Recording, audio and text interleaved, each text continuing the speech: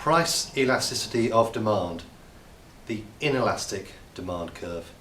If something is price inelastic, it means that the product isn't particularly sensitive to changes in price. So price can go up or down by quite a lot, and it doesn't make a massive difference to the quantity demanded.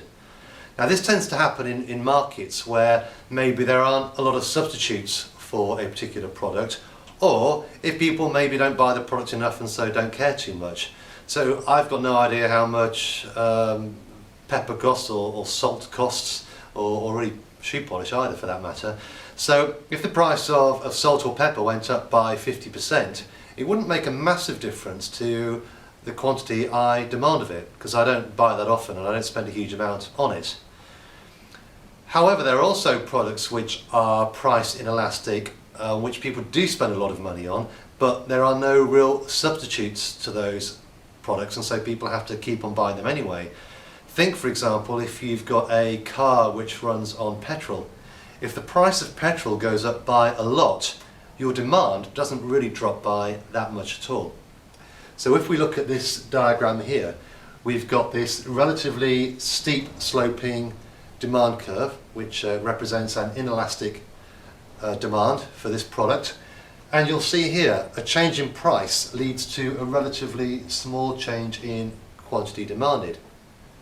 So if we think, if we just skip back a minute to the salt example, if the price of salt goes up or down by quite a lot, the change in quantity demanded doesn't really get affected too much for a typical consumer. Now if we jump to the petrol example again, if you think of the price of all petrol in an economy, if the price of that went up by say 50% at the pumps, demand would fall, but probably not by that much. I think people would still have to carry on driving anyway.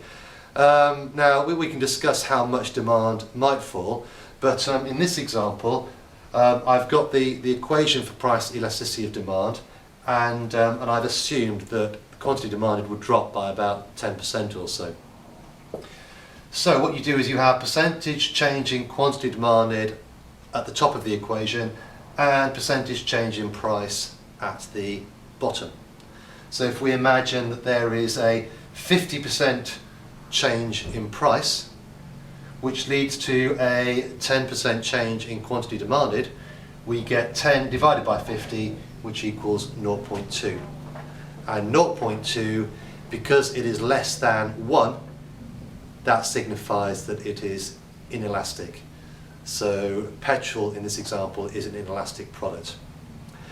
Now as an interesting point, if we were talking about the price of petrol between one petrol station and another, which were on opposite sides of the road, actually there would probably be a lot of competition and they would be real substitutes for each other. But in this example, we're talking about the price of all petrol, and as it stands, there isn't really a substitute for that.